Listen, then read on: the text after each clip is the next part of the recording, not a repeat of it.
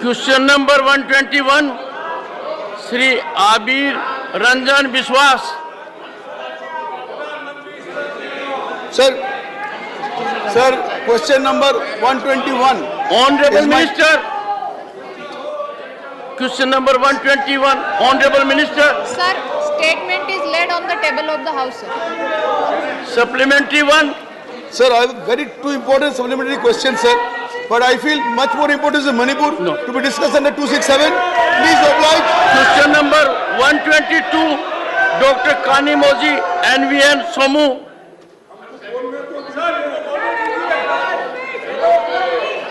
Honourable minister. Honourable minister 122।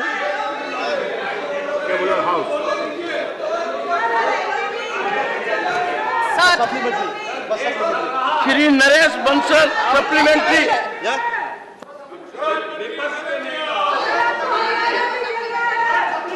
Shri Naresh Bansal supplementary. मैं माननीय मंत्री जी से जानना चाहता हूं, स्वास्थ्य मंत्री जी से, कि कुछ सरकारें आयुष्मान भारत हेल्थ और वेलनेस सेंटर को इम्प्लीमेंट ना करके मोहल्ला क्लिनिक्स में उन्होंने कन्वर्ट किया है। तो जो केंद्र सरकार के साथ MOU उनका हुआ है, ये उसका वायलेशन है।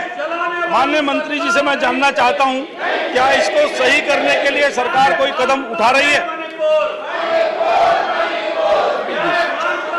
माननीय सांसद जी ने सवाल रखा है। उन्होंने कहा है कि जो PPP मोड पे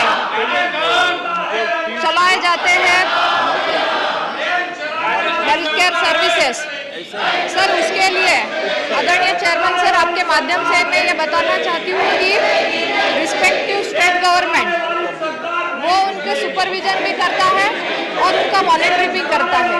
और ये जो PPP मोड में जो अरेंजमेंट रहती है पब्लिक प्राइवेट पार्टनरशिप पे, इंक्लूडिंग आइडेंटिफिकेशन ऑफ सर्विसेज हो या प्राइवेट पार्टनर्स हो या टर्म्स ऑफ एंगेजमेंट या पेमेंट, ये सभी सर हमारी जो स्टेट गवर्नमेंट्स होती है उनके अंडर आता है। और वो सभी हेल्थ केयर सिस्टम को हम स्ट्रेंथन करने के लिए चलाते हैं। उसमें नॉट फॉर प्रॉफिट के माध्यम से ये चलाते हैं, कुछ NGO भी चलाते हैं, कुछ CSR एक्टिविटीज से भी चलाते हैं। तो आदरणीय सांसद महोदय को मैं ये बताना चाहती हूँ कि इसके साथ हमारे एडिशनल रिसोर्सेज जैसे पंचायत राज का भी इंस्टीट्यूशन मदद कर सकता है, अर्बन लोकल बॉडीज भी मदद कर सकती है, NGO के साथ साथ कॉरपोरेटर सोशल रिस्पॉन्सिबिलिटी के साथ साथ हमारे जो सांसद महोदय हैं उनके MP लैड के माध्यम से भी मैम ये हम PPP मोड पे Ayushman Bharat health and wellness centre को मदद कर सकते हैं। धन्यवाद sir. Doctor Amar Patnaik. Number 122, sir. So my supplementary is, has the Ministry of Power received a proposal from Odisha government to amend its order dated 22nd July 2022 by a circular number to treat all renewable energy under one basket and specify only total RPO, not technology-wise RPO, because due to separate targets being stipulated for wind and hydro, which cannot be offset from other RPO procurement, the state of Odisha is forced to procure additional renewable capacity under these categories only to meet the individual wind and hydro purchase obligations. Honorable Minister. Honorable Chairperson, sir, we have actually made 85% of the obligation fungible. That means 85% of the obligation can be met from any renewables.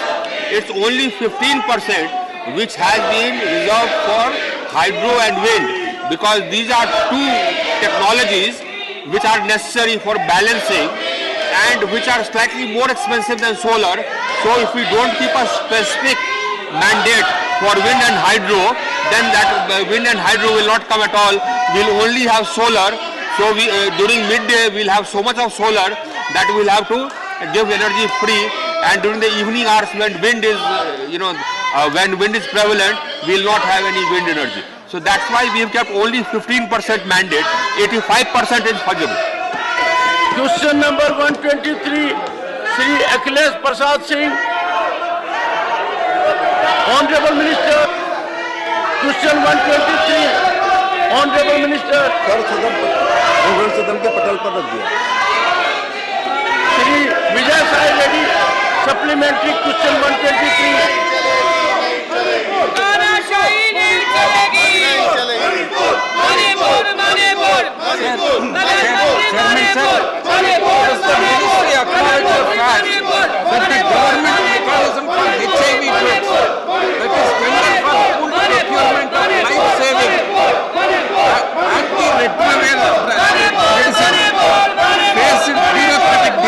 In 2014, 2017 and 2022, thus leading to shortage of drugs.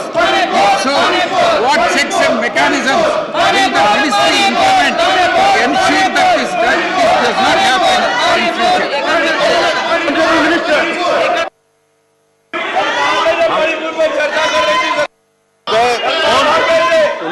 बानवे से स्वास्थ्य परिवार एवं कल्याण मंत्रालय के तत्वाधान में भारत में नेशनल एड्स और एसटीडी कंट्रोल प्रोग्राम लागू किया जा रहा है। इसका उद्देश्य प्रिवेंशन, डिटेक्शन और ट्रीटमेंट है। इसके व्यापक पैकेज के माध्यम से राष्ट्रीय एचवी एड्स एंड एसटीडी प्रक्रिया को बढ़ावा देना है। वर्तमान में एनएसीपी 2021 से 2026 का फेज 5वां माननीय प्रधानमंत्री जी के नेतृत्व में चल रहा है। ये एक सेंटर सेक्टर स्कीम है। इंडिया एग्जामिनेशन रिपोर्ट 2022 के अनुसार भारत में लगभग 24.67 लाख HIV एड्स पीड़ित हैं। पीपल लिविंग विथ HIV जो मैं बता दूंगा राज्यवार हमने आपको दी है। HIV का कोई इलाज नहीं है। PL-HIV के लिए जीवन भर एंटी रेट्रोविरल ART की आवश्यकता होती है, जैसा माननीय सदस्य ने पूछा है। ये 2004 से NACP के तहत शुरू की गई है और कार्यक्रम के तहत उपचार देखभाल का लाभ उठाने वाले सभी पीपल लिविंग विद HIV के लिए जीवन भर मुफ्त गुणवत्ता वाली दवाओं के निरंतर उपलब्धता सुनिश्चित की जा रही है। चेयरमैन सर, देश भर में 725 ART केंद्रों और 1261 लिंक ART केंद्रों के माध्यम से HIV से पीड़ित लगभग 16 लाख लोगों को ARV दवाई प्रदान की जा रही है। उपचार के प्रभाव को निगरानी रखने के लिए पीपल लिविंग विद HIV पर फ्री वायरल लोड टेस्टिंग की भी पेशकश की जा रही है। जहां तक नाको है, national aid control central medical service society के माध्यम से PL-HIV के लिए 13 विभिन्न प्रकार की ARV दवाएं हम लोग खरीदते हैं। ARV दवाओं को ART केंद्रों के आगे वितरण के लिए 26 स्टेट्स में जो एड्स कंट्रोल सोसाइटी हैं, स्टेट एड्स कंट्रोल सोसाइटी, उनको हम लोग आपूर्ति की जाती है। जहां तक पीपल लिविंग विद HIV को इन दवाओं का नुस्खा और वितरण भी किया जाता है। राष्ट्रीय स्तर पर सप्लाई चेन टीम द्वारा नियमित आधार पर ARV दवा के स्टॉक की सावधानी पूर्वक निगरानी भी हम लोग करते हैं। किसी प्रकार की कमी ना रह पाए, इसके लिए जब भी आवश्यकता होती है ART केंद्रों की रीलोकेशन कर दी जाते हैं। स्टेट एड्स कंट्रोल सोसाइटी को आवश्यकता अनुसार आपातकाल में ABV का लोकल प्रोक्योरमेंट करने का भी अधिकार दिया गया है। इसके लिए ARV drugs for exceptional cases नामक हेड के अधीन हम लोग स्टेट को धन भी आवंटित करते हैं। जहां तक कोविड-19 महामारी के दौरान लॉकडाउन रहा था, तब भी माननीय प्रधानमंत्री जी के नेतृत्व में और हमारे गृह मंत्री डॉक्टर मनसुख मांडविया जी ने अपने प्रयासों से और संवेदनशीलता का परिचय एड्स पेशेंट के प्रति दिखाते हुए वो भी दवाई एक भी दिन के लिए बाधित नहीं हुई थी। ये सुनिश्चित किया था किसी समय स्थानीय स्तर पर भी इसकी अनुपलब्धता ना हो। मैं महोदय जो पीपल लिविंग विद HIV की देखभाल उपचार के लिए राष्ट्रीय दिशा निर्देशों के अनुसार पीपल लिविंग विद HIV के लिए ARV दवाएं विभिन्न संयोजनों में निर्धारित की जाती है।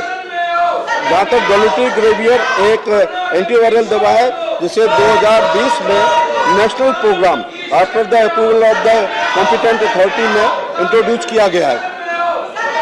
Dolutegravir is effective against both type of HIV 1 और HIV 2।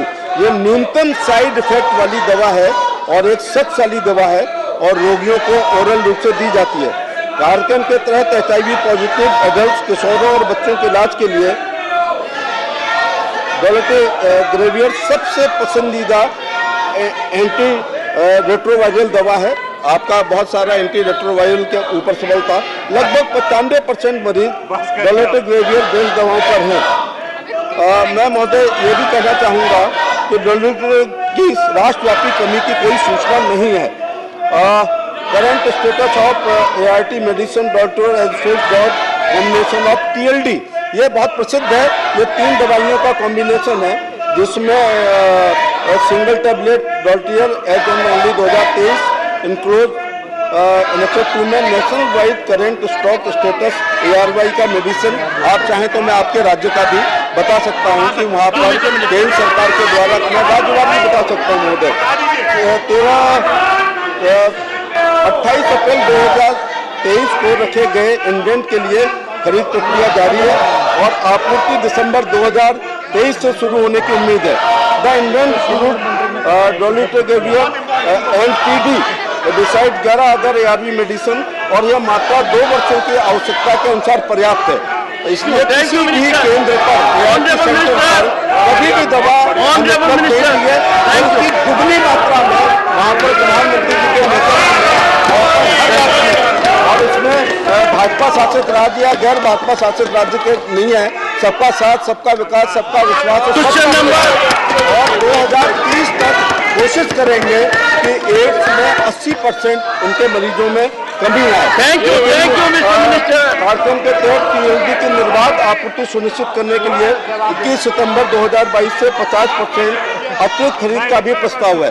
अगर आप अपने राज्य के बारे में अगर जानना चाहेंगे महोदय, तो मैं तेलंगाना के बारे में बता दूं कि 1,58,974 हम लोग आकलित कर रहे हैं कि इतने मरीज हैं, लेकिन जो है 97,169 मरीज जो हो चुके हैं और चिन्हित दवा हम लोग उनको दे रहे हैं। और जहाँ तक तेलंगाना के बारे में दवाई का मामला है तो लगभग 33,94,525 वहाँ पर दवाइयाँ रिक्वायरमेंट है और हम लोग वहाँ 39,082 दवाइयाँ तेलंगाना को उपलब्ध करा चुके हैं। कहना चाहूँगा कि जो देख रहा हूँ डॉक्टर अनिल जैन, जो आंकड़े देख रहा हूँ उसमें में दक्षिण भारत के 5 राज्य हैं। तो मैं दक्षिण भारत के राज्यों की राज्य सरकारों से भी कहना चाहूँगा कि महोदय थोड़ा इसके बारे में भारत सरकार पूरी तरह से दवाइयाँ दे रही है। हम जो ART सेंटर है और दवाइयाँ भी अवेयरनेस के लिए भी कर रहे हैं, लेकिन टॉप 10 में 5 राज्य हैं, इसलिए वहाँ पर थोड़ा प्रचार प्रसार की पॉलिसी राज्य सरकार जैसे तमिलनाडु है, कर्नाटका है, तेलंगाना है और आंध्रा है, ये टॉप 10 में है। जबकि उत्तर प्रदेश नंबर 1 पर आबादी में है, 24 करोड़ में है, लेकिन हम लोग बहुत पीछे हैं एड्स के मामले में। लेकिन जो तेलंगाना की सरकार है, आंध्रा की सरकार है, तमिलनाडु कर्नाटक में जाता है। डॉक्टर अनिल जैन भारत के विस्तार से जवाब दिया है, अभी सदन चाहता है तो और विस्तार से इंफॉर्मेशन दे सकते हैं। डॉक्टर अनिल जैन, भारत में HIV संक्रमण से वैश्विक औसत में 31% की गिरावट हुई है, लेकिन भारत में HIV की गिरावट 42% हुई है। हमारा मंत्रालय ठीक काम कर रहा है और HIV से होने वाली मौतें दुनिया में 42% कम हुई है, तो भारत में 82% कम हुई है। तो ये भारत, हमारा स्वास्थ्य मंत्रालय इस पर कंट्रोल के लिए काम कर रहा है। मेरा प्रश्न है कि जो राष्ट्रीय एड्स और STD कंट्रोल प्रोग्राम है, इसको भारत सरकार आगे चलाना चाहती है क्या, और चलाना है तो इस पर कितना खर्च करना है, ये मेरा माननीय मंत्री से प्रश्न है। Honourable minister. चेयरमैन सर, 90% तो मुझे सवाल सुनाई नहीं पड़ा इन लोगों की वजह से। जो समाज का अंतिम व्यक्ति है, जो एड्स से पीड़ित है, जिसकी समाज में भी जो है उसके साथ दोहरा मापदंड रखा जाता है। हमारे विपक्ष के साथी संवेदनहीनता की पराकाष्ठा का परिचय दे रहे हैं। जो HIV पॉजिटिव लोगों के बारे में हम दवा के बारे में बता रहे हैं, उनके इलाज के केंद्रों के बारे में बता रहे हैं, उनके अवेयरनेस के बारे में बता रहे हैं, उनको संजीवनी योजना के तहत हम लोग वर्चुअल के द्वारा भी इलाज कर सकते हैं। अगर HIV पॉजिटिव को अस्पताल में आने में दिक्कत है तो संजीवनी के माध्यम से बता रहे हैं। लेकिन इस विषय पर आपका शोर करना आपकी संवेदनहीनता की पराकाष्ठा का परिचय दे रहा है। और ये मोदी सरकार की आप ये देख लीजिएगा कि ये स्वास्थ्यिक अंत्योदय है, ये हेल्थ का अंत्योदय है कि अंतिम सीढ़ी पर खड़े हुए HIV पॉजिटिव के बारे में हम बहुत कर रहे हैं, इसलिए मदद कर रहे हैं। NHM के द्वारा ये योजना चल रही है। और जब 2030 का माननीय प्रधानमंत्री ने राष्ट्र के लिए ये कहा है, जैसे टीबी मुक्त भारत 2024 में करेंगे, सीकल सेल उन्मूलन माननीय प्रधानमंत्री जी ने शेड्यूल किया है, तो एड्स में कमी के लिए 2030 को टारगेट रखा है। इसलिए अगर आपने ये पूछा है कि क्या इस योजना को जारी रखेंगे, NHM अभी 2025-26 तक है, लेकिन जब तक अंतिम व्यक्ति का इलाज नहीं कर देंगे और संक्रमण को रोक नहीं देंगे, ये सरकार अपने इस कार्यक्रम को जारी रखेगी। Question number 124 Shri R Girirajan,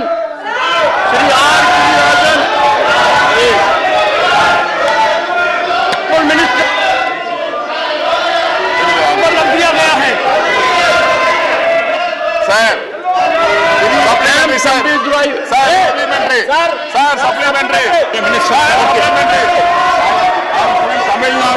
Tamil Nadu. I want to raise regarding the Neyveli thermal power plant issue. There is lot of agitations going on in Tamil Nadu. The farmers are affected because of the Neyveli project. Whether the central government come forward to solve that farmers want not to acquire that more land to expand that project. Yes, I want to know from the Honourable Minister whether assure the farmers agitation to solve that Neyveli project, not to acquire more land from there. That is the one I want to know. Honorable Chairperson, sir, the Neyveli power plant actually is being constructed by the Neyveli Lignite Corporation, which comes under another ministry. But I'll convey the sentiment of the honorable member to the concerned ministry. Shri Rakesh Sinha. सभापति महोदय, मैं पहले भारत सरकार को इस बात की बधाई देना चाहता हूं कि पावर के क्षेत्र में इतनी क्रांतिकारी काम हुआ है। जो लोग लालटेन युग में रहते हैं उन्हें हम बिजली के युग में ले आए हैं। मैं मंत्री जी से जानना चाहता हूं कि बरौनी थर्मल पावर स्टेशन, जिसमें बहुत ही महत्वपूर्ण काम हुआ है, जिसका उत्पादन क्षमता भी बढ़ी है और जिसके कारण वहाँ के स्थानीय और पूरे देश को लाभ मिला है, वहाँ के मजदूरों के साथ एक समझौता हुआ था और मंत्री जी ने उस मजदूरों के कल्याण के लिए बहुत महत्वपूर्ण काम किया है, लेकिन उस समझौते को लागू नहीं किया जा रहा है स्थानीय स्तर पर। इसके लिए मंत्री जी क्या प्रयास करेंगे? Honourable minister.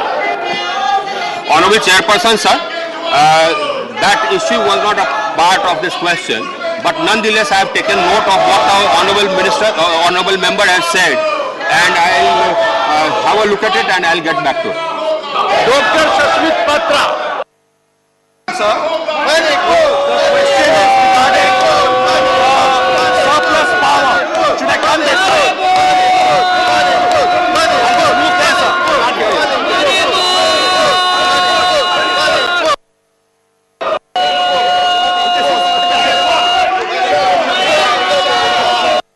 Sir, my question is to the Honourable Minister.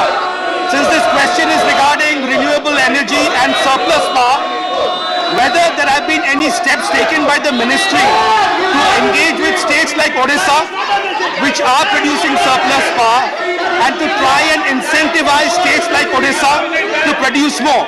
And sir, I'll just take a very small detour to that, because we have more thermal capacity, we have more hydro capacity, and these capacities can be better utilized of trying to improve more surplus power through states like Odisha. Have there been such discussions with the state governments in doing it?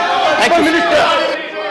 Honorable Chairperson, sir, we have built in a system for incentivizing those states which install surplus renewable energy capacity, which means renewable energy capacity beyond their mandate under the renewable purchase obligation. So any distribution company which is, or any state which establishes renewable energy capacity beyond their mandate, number one, can sell their surplus energy to the states which are having a shortfall against their RPO, and number two, against that they also get renewable energy certificates which has per unit which has a value in the exchange today of 1 rupee per unit. So that's the built-in incentive we have put into the system. Regarding the solar and wind energy for storage, are you planning any pump storages projects all over the India? That is the model now it is coming up. Tell us about something about storage projects, pump storage. Sir, we already have about 4,000 megawatts of pump storage, and I have proposals for approval of 30,000 megawatts more, of much of which we have approved. So by 2030, I think we'll have at least 30 or 40,000 megawatts of pumped storage. Question number 125, Shri Johar Sarkar. Honorable Minister. Supplementary one. Sir, I would like to place before the chair a statement which would like to be endorsed by the finance minister, because the reply that has been... Ask your supplementary. Sir, this is the supplementary. I am putting it in writing. And the other issue is that today Manipur is more important.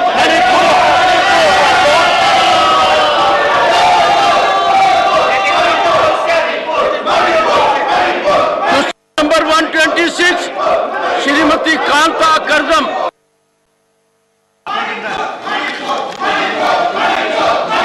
मैं माननीय मंत्री जी से पूछना चाहती हूँ कि सामुदायिक स्वास्थ्य केंद्र तथा प्राथमिक स्वास्थ्य केंद्र की विशेषकर उत्तर प्रदेश सहित राज्य संघ राज्य क्षेत्रवार वर्तमान स्थिति 126। ओके,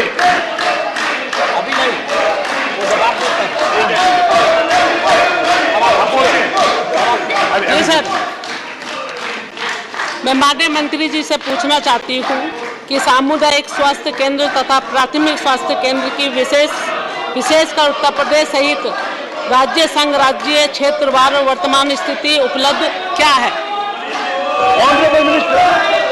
चेयरमैन सर, प्रधानमंत्री Ayushman Bharat health infrastructure mission, यह एक ऐसा मिशन है कि जब हमने कोविड की स्थिति के बाद भविष्य में ऐसा कोई डिजास्टर पैंडेमिक आता है तो उसको निपटने के लिए सरकार को तैयारियां होना चाहिए, जैसे कि गांव-गांव तक सुविधा रहे, हॉस्पिटल की अच्छी सुविधा लोगों को मिले।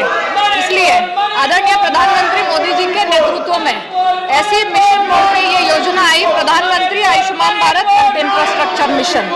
सर, आपके माध्यम से मैं ये कहना चाहूँगी कि यह सेंट्रली स्पॉन्सर्ड स्कीम है और कुछ सेंट्रल सेक्टर कंपोनेंट भी इसमें जोड़े गए हैं। सर, इसका बजट है 64,180 करोड़। इतना बड़ा बजट आज तक हेल्थ सुविधाओं में पहले कभी नहीं दिया गया था। यह एडिशनल बजट है, NHM के अलावा यह अलग बजट है। 15 फाइनेंस के साथ साथ यह बजट हमारी हेल्थ सेक्टर को स्ट्रेंथन करने के लिए किया गया है, जिसमें हमारे सब सेंटर्स, हमारे PHC, हमारे डिस्ट्रिक्ट हॉस्पिटल्स जिसको स्ट्रेंथन किए जाएंगे। आदरणीय सांसद महोदय को मैं ये बताना चाहती हूँ कि 5 वर्ष की ये योजना है। 5 वर्ष में हम प्राइमरी लेवल पे फोकस कर रहे हैं, सेकेंडरी और टर्शरी केयर के लिए फोकस कर रहे हैं, जैसा कि करंट और फ्यूचर पैंडेमिक के साथ साथ हम डिजास्टर को मैनेज कर पाए। इसमें सुविधा के साथ साथ, डायग्नोस्टिक के साथ साथ, ट्रीटमेंट के साथ साथ नए हमारे सर्विलेंस सेक्टर को भी जोड़ा गया है, हेल्थ रिसर्च को भी जोड़ा गया है। इसके जो प्रोविजन है, ये प्रोविजन में हम कंस्ट्रक्शन कर रहे हैं 17,788 rural health and wellness centre, जो कि पहली बार इतने बड़े पैमाने पे हेल्थ एंड वेलनेस सेंटर हमारे रूरल में बनने जा रहे हैं। और दूसरा, जबकि हम अर्बन की बात करते हैं तो अर्बन में भी सपोर्ट दिया गया है 11,000 करोड़ का, जिसमें हम urban health and wellness centre बनाने वाले हैं। इसके अलावा आदरणीय सांसद महोदय ने कहा है कि हमारी उत्तर प्रदेश के लिए क्या प्रधानमंत्री आयुष्मान हेल्थ इंफ्रास्ट्रक्चर के माध्यम से कुछ सुविधा है, तो जरूर है। उत्तर प्रदेश के साथ सभी राज्यों को यह बजट दिया गया है। हमारे स्कीम के माध्यम से उत्तर प्रदेश को जो प्रोविजन किया है वो है 5,000 से भी ज्यादा करोड़ की राशि, और उसमें हमारे 1,670 रूरल बिल्डिंग हमारे सब सेंटर बनेंगे। उसके बाद हमारे अर्बन सेंटर जो है वो बनेंगे 674, हमारे BPHU बनेंगे जो कि ब्लॉक लेवल पे पब्लिक हेल्थ यूनिट बनेंगे, वो है 515। हमारी हर एक लैब को स्ट्रेंथन किया जाएगा, क्योंकि लैब की आवश्यकता हमने देखी कि कोरोना काल में किस तरीके के हमें जूझना पड़ा लैब के लिए। तो ये हर एक जिले में लैब बनेगी। IPHL integrated public health lab जो उत्तर प्रदेश में बनने जा रही है 75, और उसके साथ ही क्रिटिकल केयर हॉस्पिटल ब्लॉक्स जो कि उत्तर प्रदेश में बनेंगे 62। ये 100 बेड पे भी है और 50 बेड के भी है। 100 बेड के राशि आवंटित की गई है 44 करोड़ और 50 बेड के लिए की गई है 23 करोड़। इसके अलावा आपके माध्यम से माननीय चेयरमैन सर, इसको चलाने के लिए मैन पावर के लिए भी एक्स्ट्रा बजट दिया गया है, जो 7 करोड़ 100 बेड के लिए होगा, 4 करोड़ 50 बेड के लिए होगा। ये एक डिस्ट्रिक्ट हॉस्पिटल के साथ साथ हमारी जो गवर्नमेंट मेडिकल कॉलेज है उनको भी हम स्ट्रेंथन करने जा रहे हैं। मुझे लगता है ये स्कीम से गांव-गांव तक बहुत ही अच्छी सुविधा मिलेगी, और इसके साथ ही हम टेली कंसल्टेशन को भी बढ़ावा दे रहे हैं, जो कि टेली कंसल्टेशन की संख्या बढ़कर आज कांता करदम सेकंड सप्लीमेंट्री। जी धन्यवाद सर। मैं आपके माध्यम से पूछना चाहती हूँ कि कितने HWC बनाए गए हैं अर्बन और रूरल में। ऑनरेबल मिनिस्टर सर, आदरणीय सांसद महोदय ने जैसा पूछा था, मैंने पहले भी बोला है उसमें कि रूरल हेल्थ वेलनेस सेंटर बने हैं 17,788, और जो हमारे अर्बन है वो बने हैं लगभग 11,000 करोड़ से ज़्यादा। तो ये सबसे बड़ी उपलब्धि है कि जिसके माध्यम से हमारे हेल्थ एंड वेलनेस सेंटर बनने जा रहे हैं, जो एक गांव-गांव की लेवल तक स्ट्रेंथन करेंगे।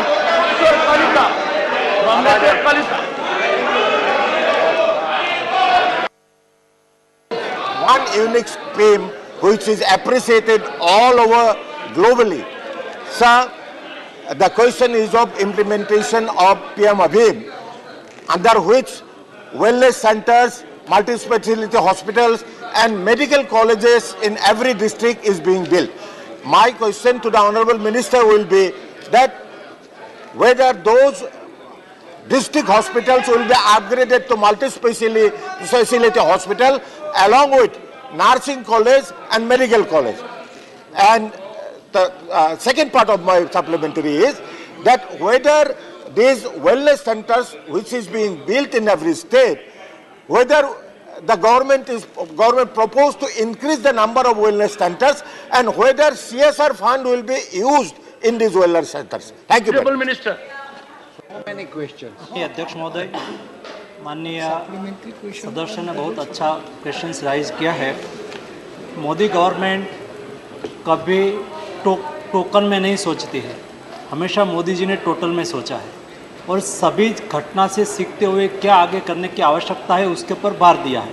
हमने कोविड क्राइसिस के दरमियान देखा कि देश में हमारा हेल्थ इंफ्रास्ट्रक्चर को और स्ट्रेंथन करने के लिए बहुत आवश्यक है, तो उसको 64,000 करोड़ का एक विशेष पैकेज के रूप में 5 साल में 64,000 करोड़ रुपीज़ यानी कि एक डिस्ट्रिक्ट में एवरेज 100 करोड़ रुपया खर्च किया जाएगा, और 100 करोड़ रुपया खर्च करके ब्लॉक लेवल डिस्ट्रिक्ट लेवल में एक ऐसा क्रिटिकल केयर यूनिट बनाया जाएगा जहाँ 100 बेड के अस्पताल हो, वहाँ ऑक्सीजन की फैसिलिटी हो, यही क्रिटिकल केयर यूनिट में वेंटिलेटर की फैसिलिटी हो, और एक क्रिटिकल केयर यूनिट ब्लॉक के साथ जोड़े उसके लिए ब्लॉक में भी यूनिट हो, और ब्लॉक में सर्वेलेंस और डायग्नोस्टिक सिस्टम भी हो, ताकि देश के कोई भी पार्ट में किस टाइप का डिसीज चल रहा है उसका पता सर्वेलेंस के माध्यम से स्टेट लेवल पर और रीजनल लेवल पर और सेंट्रल लेवल पर भी आ सके।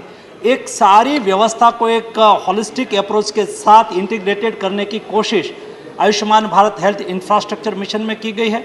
माननीय अध्यक्ष महोदय, मुझे बताते हुए खुशी हो रही है कि मैं भी गुजरात में विधायक था, गुजरात सरकार में रहा। उस वक्त ऐसी स्थिति थी, सेंट्रल गवर्नमेंट के पास हम कहते थे कि हमें राज्य सरकार को इतना खर्च के लिए पैसा दो, हमें ये करना चाहते, हमें वो करना चाहते। सेंट्रल के पास पैसा नहीं होता था, या तो हेल्थ उपेक्षित रहता था। लेकिन मोदी गवर्नमेंट में स्थिति बदली है। अब भी मैं प्रति 3 महीने में राज्य सरकार के साथ मीटिंग करके कहता हूँ कि बजट हमारे पास एक्सेस है, आप बजट का उपयोग करो, आप खर्च बढ़ाओ। खर्च करने के लिए राज्य सरकार को हमें कहना पड़ रहा है इतना खर्च not only for health sector but all infrastructure development sector में भी हो रहा है। इस दृष्टि से आने वाले दिनों में देश का हेल्थ इंफ्रास्ट्रक्चर मजबूत हो, देश में हेल्थ में सर्वेलेंस सिस्टम मजबूत हो और हेल्थ मैन पावर के लिए भी माननीय अध्यक्ष महोदय आज हेल्थ एंड वेलनेस सेंटर चलता है, वहाँ मैन पावर की आवश्यकता होती है, उसके लिए भी हम आर्थिक सहयोग कर रहे हैं। डिस्ट्रिक्ट हॉस्पिटल के लिए हम आर्थिक सहयोग कर रहे हैं, उसको इक्विपमेंट खरीदना है, भारत सरकार आर्थिक सहयोग कर रही है ताकि स्टेट को कोई कमी ना रहे और देश के लास्ट व्यक्ति तक हेल्थ एक्सेस हो और हेल्थ एफोर्डेबल हो, उसके लिए प्रयास किया जा रहा है। Shri G.K. Vasan. Happy to say that the health ministry in our country stands one of the topmost in the world, sir. We have proved it at the time of COVID-19, catering the needs for crores and crores of people. A country with 140 crore people, sir. The government of India has given confidence to the people and we have saved lakhs and lakhs of people from the deathbed, sir. My pointed question to the Honorable Minister is, sir, PHC, primary health centers, are very important in this particular infrastructure mission under the Prime Minister's name to cater the needs of lakhs and lakhs of poor people. I would like to kindly ask the Minister, this particular mission should reach the last hamlet of village in our country, in which the least poor people should be helped, which is the need today and which is the wish of our Prime Minister.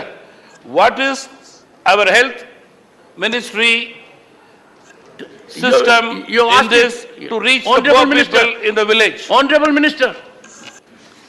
माननीय अध्यक्ष महोदय, माननीय सदस्य ने जो विषय रखा है बहुत महत्वपूर्ण है कि हेल्थ एक्सेसिबल होनी चाहिए। लास्ट पैदाने पर खड़े हुए व्यक्ति और परिवार के यहाँ हेल्थ फैसिलिटी कैसे पहुँचे, उसके लिए हमने बहुत रोबस्ट व्यवस्था की है। आज देश में 1,57,000 से अधिक हेल्थ एंड वेलनेस सेंटर बनाया गया है। हेल्थ एंड वेलनेस सेंटर पर कम्युनिटी हेल्थ ऑफिसर, एक बीएससी नर्स कक्षा की हमारी जो कम्युनिटी ऑफिसर्स है उसको ट्रेनिंग दी गई है ताकि वहां आने वाले सभी लोगों को हेल्थ ट्रीटमेंट मिले। माननीय अध्यक्ष महोदय, मैं आपके माध्यम से सदन को और देश को बताना चाहता हूं कि हमने 1,57,000 हेल्थ एंड वेलनेस सेंटर को डिस्ट्रिक्ट हॉस्पिटल के साथ जोड़ दिया और डिस्ट्रिक्ट मेडिकल कॉलेज या तो डिस्ट्रिक्ट हॉस्पिटल आज हब बन चुकी है और हमारे 1,57,000 हेल्थ एंड वेलनेस सेंटर आज स्पोक बन चुके हैं। Health and wellness centre hub of spoke के माध्यम से टेली कंसल्टेशन के द्वारा हमारे गरीब मरीजों को सुविधाएं पहुंचा रहा है। माननीय अध्यक्ष महोदय, मैं आपके माध्यम से बताना चाहूँगा, मैं एक बार हमारे कैंसर के इंस्टीट्यूट बनी है झज्जर में, वहाँ जा रहा था और हरियाणा में से पास हो रहा था। रास्ता में एक हेल्थ एंड वेलनेस सेंटर लिखा हुआ बोर्ड देखा, मैंने गाड़ी रोकी, गाड़ी रोक के मैं वहाँ चला गया। उसको पता नहीं था कि मंत्री जी यहाँ आए हैं, मैंने कोई कार्यक्रम भी नहीं दिया था। मैं हेल्थ एंड वेलनेस सेंटर में गया, मुझे खुशी हुई, वहाँ एक कम्युनिटी हेल्थ ऑफिसर, उसके बगल में गांव का गरीब पेशेंट बैठा था और गांव के गरीब पेशेंट और टेली कंसल्टेशन के माध्यम से पीजीआई चंडीगढ़ के सुपर स्पेशलिस्ट डॉक्टर के साथ जुड़ गए थे और उसको पता नहीं था, मैं पीछे खड़ा था। वो पहले कम्युनिटी हेल्थ ऑफिसर से दोनों डॉक्टर बात कर रहे थे, उसके बाद सुपर स्पेशलिस्ट डॉक्टर को लगा कि मुझे पेशेंट से भी बात करनी है, तो उन्होंने कहा कि पेशेंट की ओर आप मुड़ो, तो उन्होंने कंप्यूटर को थोड़ा साइड किया और पेशेंट भी जुड़ गया। Super specialist doctor PGI Chandigarh के गांव के गरीब पेशेंट को पूछ रहा था आपको कब पेन हुआ, क्या हुआ, कैसे हुआ, और उसके बाद अंत में सुपर स्पेशलिस्ट डॉक्टर ने कहा कि उसको इस टाइप की मेडिसिन लिख दो, 1 सप्ताह के बाद फिर जुड़ जाए माननीय अध्यक्ष महोदय, कितना बड़ा परिवर्तन है। डेली 3 लाख से अधिक ऐसे टेली कंसल्टेशन हो रहा है, 900 रुपीज प्रति व्यक्ति बचत हो रही है। आज तक 14 करोड़ टेली कंसल्टेशन हो चुका है। माननीय अध्यक्ष महोदय, ये प्रतिबद्धता प्रधानमंत्री जी की है। केवल भाषण से और नारा दे के यहाँ से वॉकआउट कर जाने से देश का भला नहीं होगा।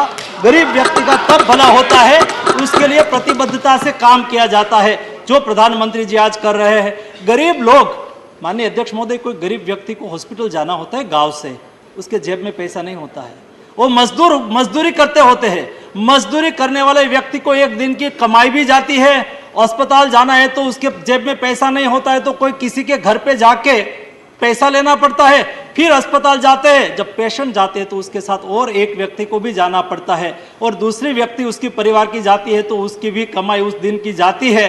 ये संवेदना को मोदी जी ने समझा है, और उसको देखते हुए हेल्थ एंड वेलनेस सेंटर की परियोजना चल रही है। Honorable members, I have received number of supplementaries that indicates our great involvement with health.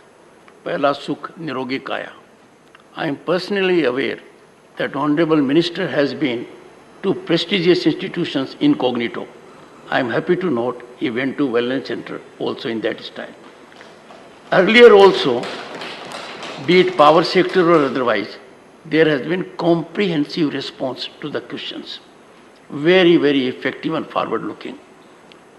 I will not be able to accommodate most of the members on account of the procedural limitation we have. But the interest generated is a great tribute to public interest and the man in the last row, Shri Sujit Kumar, supplementary. Sir, ये बहुत खुशी की बात है कि हमारी health and wellness centres में tele consultation की सुविधा उपलब्ध है। सर, मैं माननीय मंत्री जी से ये जानना चाहता हूँ कि ये जो हेल्थ एंड वेलनेस सेंटर्स हैं, इसमें क्या क्या स्क्रीनिंग एंड डायग्नोस्टिक्स टेस्ट उपलब्ध हैं, और अभी तक देश भर में कितने स्क्रीनिंग हो चुके हैं? Honourable minister. माननीय अध्यक्ष महोदय, हेल्थ एंड वेलनेस सेंटर पर 12 टाइप की स्क्रीनिंग आज उपलब्ध है। कोई गरीब परिवार के मेंबर वहाँ गया तो उसको कैंसर का स्क्रीनिंग भी, ब्रेस्ट कैंसर हो, ओरल कैंसर हो, सर्वाइकल कैंसर हो, उसका स्क्रीनिंग उसको वहाँ ही हो जाता है। उसके अलावा हेल्थ एंड वेलनेस सेंटर पर प्राइमरी ऑल टेस्ट होते हैं, और वहाँ योगा का भी सेशन लगता है। हर महीने में हम रेगुलर एक कैंप भी लगाते हैं। कैंप के द्वारा कोई टीबी के मरीज आए, कोई अदर डिसीज़ के मरीज आए, उसका भी वहाँ स्क्रीनिंग किया जाता है, ताकि प्राइमरी 4, 5, 6 हज़ार पॉपुलेशन पर एक हेल्थ एंड वेलनेस सेंटर है। यानी कि 2-3 गांव, छोटे छोटे कस्बे होते हैं, तो उसके नज़दीक 2-3 किलोमीटर में हेल्थ एंड वेलनेस सेंटर के द्वारा उसको चिकित्सा ट्रीटमेंट उपलब्ध हो जाती है। कई अवेयरनेस के कार्यक्रम भी हम हेल्थ एंड वेलनेस सेंटर के द्वारा चला रहे हैं, ताकि लोगों को हेल्थ और एक्सेसिबल हो और सभी मरीज को ट्रीटमेंट की अपॉर्चुनिटी मिले। Question number 127, Shri Dheeraj Prasad Sahu. Not present. Honorable Minister. The reply is laid on the table of the House.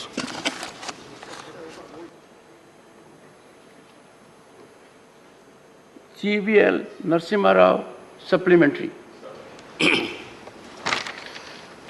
Sir, first of all, I'd like to compliment the Honorable Prime Minister and the Minister for reforms in the power sector and for a big boost to the renewable sector.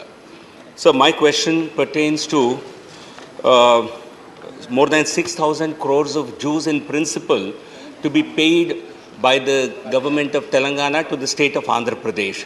This matter had been brought to the Honorable Minister's notice. You had written to the government of Telangana also, but Telangana government, to the best of my knowledge, has not paid up even the principal dues. This transfer of power happened through PPAs between the states, but I would like to know whether there is a national level mechanism to intervene in such matters, because if state governments do not pay up other state governments, this would lead to a loss of confidence and a crisis in the sector. Is there currently a mechanism like this, or do such problems have to be resolved only through the courts, as the government of Andhra Pradesh has done so far? And if such a mechanism doesn't exist, is the government willing to consider such a mechanism? Thank you, sir. Honorable Minister. Honorable Chairperson, sir. When the reorganization of states took place and Andhra Pradesh and Telangana were bifurcated, at that point of time, Telangana was short of electricity because much of the generation capacity went to Andhra Pradesh. Now, the Reorganization Act had provisions that when such a situation arises, the central government can give directions to one state to supply electricity to the other state which was formerly a part of the joint state. So we gave a direction that electricity may be supplied from Andhra Pradesh to Telangana, and accordingly electricity was supplied by Andhra Pradesh to Telangana. Now for some period that payment was made, their payment for the electricity supplied was made, thereafter the payments for electricity supplied stopped. Now the state government of Andhra Pradesh brought this to our notice. Now the Act also has provisions for taking corrective action in case the payment is not made or whatever corrective action is necessary. The Act has provisions for that. So the Ministry of Power gave direction to the government of Telangana that you must pay. The government of Telangana went to the court. The court gave a stay. Thereafter that stay expired. So thereafter again we said the Telangana government must pay, but the Telangana government has not paid.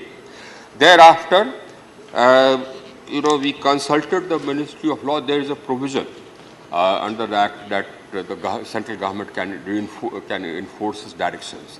So we have been in consultation with the Ministry of Law, and now we are consulting with the Ministry of Finance for giving a direction to the RBI so that the accounts of government of Telangana can be deducted by that amount which is to be paid to government of Andhra Pradesh. The government is well seized of the matter, and as is the responsibility of the central government will resolve this matter. Shri V. Vijay Sai Reddy.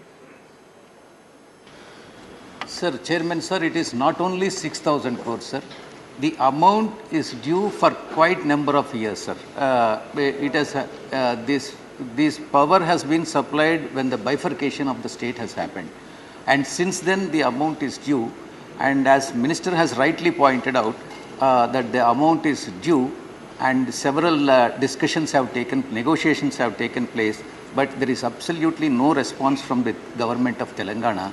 In fact, I would like to know from the Honorable Minister concerned and also the Honorable Finance Minister whether the amount due from Telangana government can be adjusted from the central share of state taxes, pool of state taxes, and if so, when is it going to happen? Honorable Minister. Honorable Chairperson, sir. As I said, the total amount due has been adjudicated. The Ministry of Power, at the level of the Secretary Power, heard the officers, representatives of both the states, and then came to a finding about the quantum of money to be paid by the government of Telangana, state government of Telangana, to the state government of Andhra Pradesh for the power supplied by the state of Andhra Pradesh to the state of Telangana on the directions of the central government. So that amount has been adjudicated, it's clear. That includes late payments such as also. So it's not exactly 6,000 crores, it's 6,000 some odd crores, I don't remember the figure. It is not a part of the question in any case. It's not related to the question, but nonetheless, since I know, I am answering. So that amount has been determined. As to the methodology for implementing the central government orders as prescribed under the law, we are in consultation with the Ministry of Law and the Ministry of Finance, and we will take a decision accordingly. Question number 128, Shri Raghav Chadda, absent. Honorable Minister. Honorable Chairman, sir, answer is laid on the table of those. Question number 129, Shri Shakti Singh Goyal. 2, Shri Brajlal. Sir. Question 132. Sir, मुझे. Sir, say 132. हाँ. Honorable Minister. 132. Sir. सभापति जी जाओ सभा पटल पर रखा गया. कुछ सप्लीमेंट्री 1. सर मुझे क्वेश्चन मालूम नहीं था आज, मैं उसको पढ़कर नहीं आया, इसलिए मैं अगर बता दिया जाए तो मैं क्वेश्चन पूछ. Sir, all your life in police. नहीं sir. You devoted to vigilance all around. Sir. नया तरीका चेंज श्री मिथिलेश कुमार सप्लीमेंट्री। श्री मिथिलेश कुमार, सभापति महोदय जी। Pointed question. हाँ, सभापति महोदय जी, आपके माध्यम से माननीय ऊर्जा मंत्री जी से मैं जानना चाहता हूं कि उत्तर प्रदेश में जनपद शाहजहांपुर में एक रौजा थर्मल पावर स्थापित है, उसके द्वारा लगातार क्षेत्र में प्रदूषण फैलाया गया है। क्या उस प्रदूषण रोकने का कोई काम करेंगे? और वहाँ पर एक योजना है भारत सरकार की, माननीय प्रधानमंत्री जी के नेतृत्व में चलती है कि जहाँ पर थर्मल पावर लगा है वहाँ पर 5 किलोमीटर के दायरे में 24 घंटे बिजली दी जाएगी। जबकि अब शाहजहांपुर नगर पालिका से नगर निगम बन गया है तो वहाँ पर तमाम उद्योग लग रहे हैं, नए नए बाहर के लोग आ रहे हैं, बिजली की ज़रूरत होती है, रात दिन बिजली की कटौती होती है। क्या रौजा थर्मल पावर को निर्देश देंगे कि इस योजना के तहत शाहजहांपुर को 5 घंटे की 5 किलोमीटर के दायरे के अंदर लाके 24 घंटे बिजली देने का काम करेंगे? Honourable minister. Honorable Chairperson, sir, the question is regarding renewable energy, and the supplementary is regarding the Ministry of Power. It doesn't matter. The point is that any thermal power plant or any plant for that matter can only function if it clears the environmental standards. So there is no thermal power plant functioning which does not meet the environmental standards. So the power plant at Mauda also meets the environmental standards.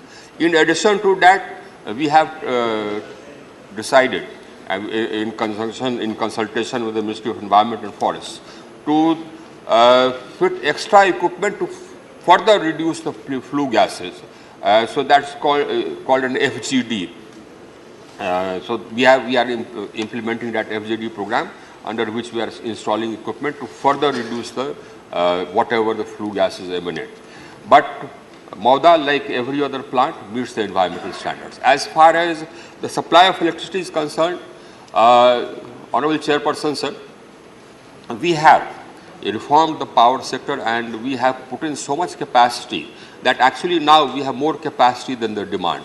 And I would like to inform the House that the shortage is gone. I mean, there is no shortage at all. If any disruption happens anywhere, it would be for local reasons, because we have sufficient electricity. Any state wants more electricity, we can give more electricity.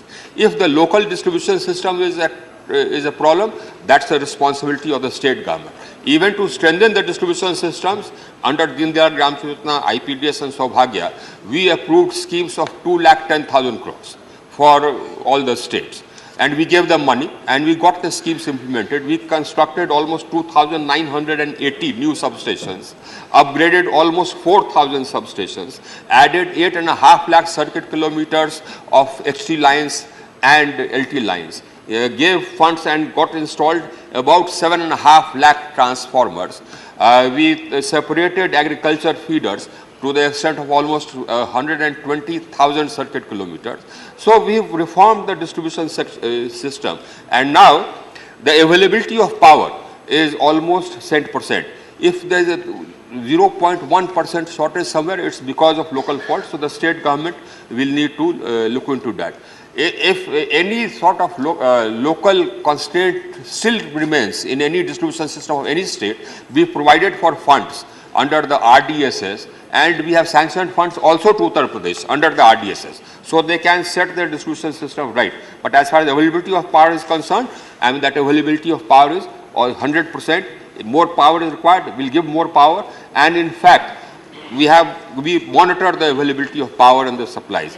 Apart from 3 states in which we notice some disruptions, in every other state it's 100%. That means whatever is the demand, that demand is being met 100%. So that I have taken note of. I'll draw the attention of the state government to that place, Mauda, and ask them as to why there is disruption. That any local fault they can sort of repair with the money we are giving under the RDSS. Honorable Member Kanta Kardam, supplementary. धन्यवाद sir. Sir, मैं आपके माध्यम से पूछना चाहती हूँ माननीय मंत्री जी से कि ऊर्जा मंत्री जी, जानना चाहती हूँ कि क्या सरकार उत्तर प्रदेश में नए सौर ऊर्जा इकाई लगाने पर विचार कर रही है? यदि तो क्या उत्तर प्रदेश में कितने सौर ऊर्जा लगाने अब तक लगाए गए हैं? Honourable minister.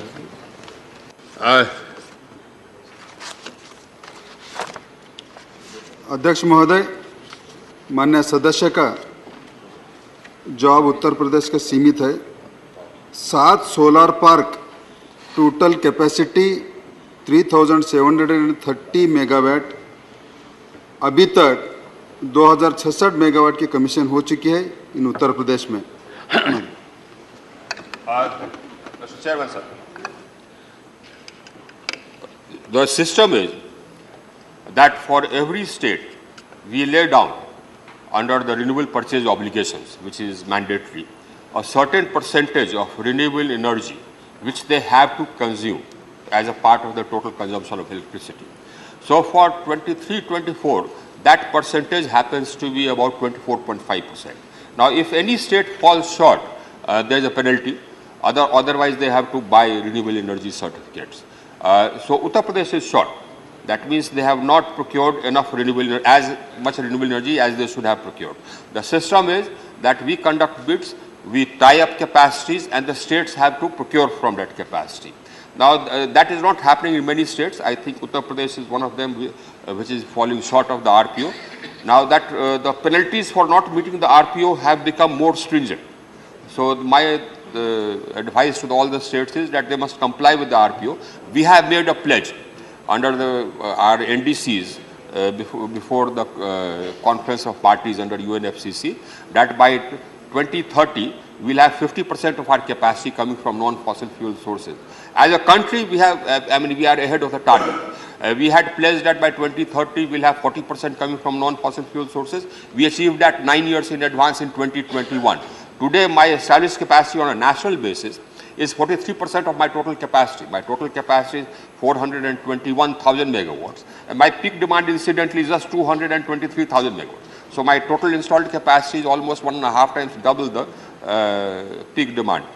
And the total installed capacity of non-fossil fuel sources is 43.5%. That means almost about 190,000 megawatts is already there.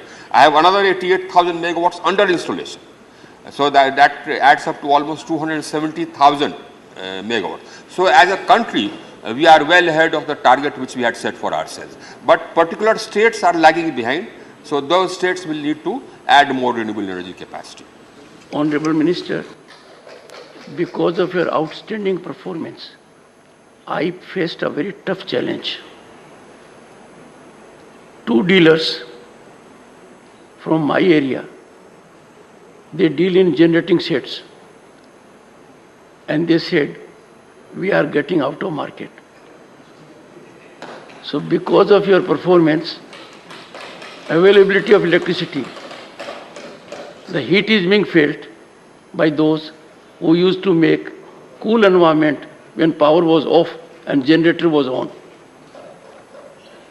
Question number 133, Sri Dhananjay Bhimrao Mahadik. Sir, question number 133. Honorable Minister. उत्तर सभा पटल पर दिया गया। Supplementary one. धन्यवाद सभापति जी। सभापति जी, देश के नागरिकों की आरोग्य चिकित्सा के लिए एक मापदंड तय किया गया है। But honorable member, keep in mind, sir, the honorable minister a while ago had very comprehensively focused on this area. Yes, sir. And I have got a brief reply.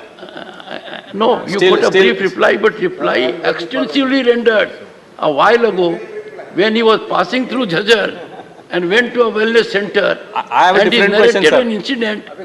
So we must believe the honorable minister for his first-hand information. So do you have still questions to ask? I compliment him, sir. Good. Sir, एक मापदंड WHO की तरफ से, world health organisation की तरफ से रखा गया है, जिसे 1000 नागरिक प्रति 1000 नागरिक के समय में एक डॉक्टर की आवश्यकता है। सर, क्वेश्चन पे आ रहा हूँ। मैं माननीय मंत्री जी का, हमारे प्रधानमंत्री जी का अभिनंदन करता हूँ कि ये मापदंड तय करने के लिए उन्होंने कई सारे प्रयास किए और कई सारे कदम उठाए। देश के 500 से ज़्यादा जो कॉलेजेस हैं, मेडिकल हो, आयुर्वेदा हो, होम्योपैथी हो, इससे ये मापदंड पूरा करने की कोशिश हमारी सरकार कर रही है। सर, हमने देखा है पैंडेमिक में, फिर भी हमने देखा पैंडेमिक में डॉक्टरों की कमी हमें जानी गई और इसलिए देश में WhatsApp call, video call, zoom call के माध्यम से चिकित्सा की गई और आरोग्य की सुविधा दी गई। मैं माननीय मंत्री से यह जानना चाहता हूं कि क्या अभी भी रूरल एरियाज में खासकर इस तरह की सुविधा उपलब्ध है? अगर है तो कितने लोगों को कंसल्टेंसी दी जाती है और इसको पूरा करने के लिए क्या कदम आप उठा रहे हैं? सभापति महोदय, मैं माननीय प्रधानमंत्री जी के प्रति देश के गरीब लोगों की तरफ से और ख़ासतौर से गांव के लोगों की तरफ से माननीय स्वास्थ्य मंत्री जी का आभार प्रकट करना चाहूँगा कि जब विश्व और भारत पैंडेमिक दौर से गुजर रहा था, जब बेटा बाप को खाना सरका के दे रहा था, उस समय एक ऐसी पोजीशन हुई थी कि लगा लोगों को कि हम जाएंगे तो कहीं हम अफेक्टेड ना हो जाएं। इसलिए प्रधानमंत्री जी के नेतृत्व में डॉक्टर मनसुख मांडवीय जी ने ये टेलीमेडिसिन एप्लीकेशन को शुरू किया। Sir, thank you. मुझे बताते हुए हर्ष हो रहा है कि ये विश्व की सबसे बड़ी स्वास्थ्य सेवा है, विश्व की विकसित राष्ट्रों को लगाते हुए भी। Thank you honourable sir. It's a good response. मैं जवाब क्वेश्चन नंबर 134। 14,81,384 लोग अभी तक इससे लाभान्वित हो चुके हैं। 5,15,530 का तो एक ही दिन का रिकॉर्ड है। Share the information with the honourable तीसरा साहब 2,35,062 जो है ये हमारे हेल्थ प्रोवाइडर हैं। 1,22,215 हेल्थ एंड वेलनेस सेंटर पर ये सुविधा है और 13,240 हब्स हैं और 1,153 जो है ऑनलाइन भी है। मैं महाराष्ट्र के विषय में विशेष तौर से बताना चाहूँगा, सदस्य की चिंता अपने राज्य के लिए होगी कि 57,32,954 टेली परामर्श महाराष्ट्र में अभी तक दिए जा चुके हैं। इसमें ये और अच्छी बात है कि 9,54,833 वरिष्ठ नागरिकों ने ये सुविधा ली है और 31,67,798 जो है महिलाओं ने। तो आप देखिए महिलाओं थैंक यू ऑनरेबल मिनिस्टर को बहुत बड़ा क्वेश्चन नंबर 134 और महाराष्ट्र में 8,764 स्पोक्स हैं और ये हब एंड स्पोक्स। हब बता दूं जैसे साइकिल का धोरा है उसके तीलियां। Thank you honourable minister. हमारा एक हब होता है। Thank you question number 134 Shri Imran Pratapgarh present. Honourable minister महोदय, जवाब सभापति पर रखा गया। Question number 135 Shri Harbhajan Singh present. Honourable minister. सभापति महोदय, जवाब सभापति पर रखा गया। Honourable members, question hour is the heart of parliamentary democracy. It allows the person asking the question a rare opportunity to generate information, accountability of the executive. It has been most unfortunate that some of the members who asked the question, they were lucky in the ballot, starred questions were listed, and they failed to avail the opportunity of asking the question. They need to reflect and introspect whether such an approach is justice to their duty. Do they regard public welfare the way they should? Having taken oath of the Constitution, if we fail to live up to the aspirations and expectations of the people, we are not in the right frame of performance of our duties. Shri Dheeraj Prasad Sahu, he asked a question, important one, was not present. Shri Raghav Chadha was not present. Shri Shakti Singh Gohil was not present. Dr. V. Shivdasan was not present. Shri Imran Pratapgadi was not present. Shri Harbhajan Singh was not present. That being the situation, it is time for us to think, converge on a point of view, show our commitment with directional approach so that we perform well. This was a day, I can tell you, honorable members, the response of the honorable ministers was very exhaustive. And the supplementaries that were asked were very searching. And they gave a lot of input also to the honorable ministers and the government. I would therefore appeal to all of you outside the house talk to your friends on the other side, generate an ecosystem so that we make question hour really fructifying for the man in the last row who is thinking that this august house, the upper house, the house of elders, has a capacity to change their lives. We must spend every second of the time made available to us at huge expense of public exchequer in favor of the common man. I am sure each one of you will work in that direction, speak informally to your friends on the other side, generate this environment so that question hour becomes very searching, very incisive, gives insightful details of ground reality to the government, and the government gets an opportunity to revisit their strategy if called for. The House will meet again